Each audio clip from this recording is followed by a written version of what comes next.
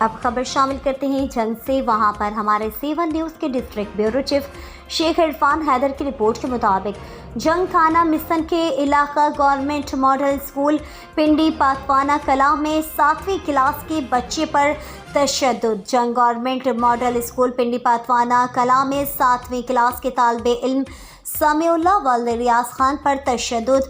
Government model school Pindi کلاں کے teacher قیصر عباس نے بچے پر انتہائی تشدد کیا اور بے دردی کے ساتھ مارا گیا۔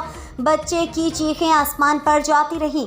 اس ظالم ٹیچر کو ذرا احساس نہ ہوا اور اس بچے کو تشدد کا نشانہ بنا کے چھوڑا۔ بچے کے والد ریاض خان کی اعلیٰ حکام اور محکمہ تعلیم کے CO جنگ سے نوٹس لینے کا مطالبہ۔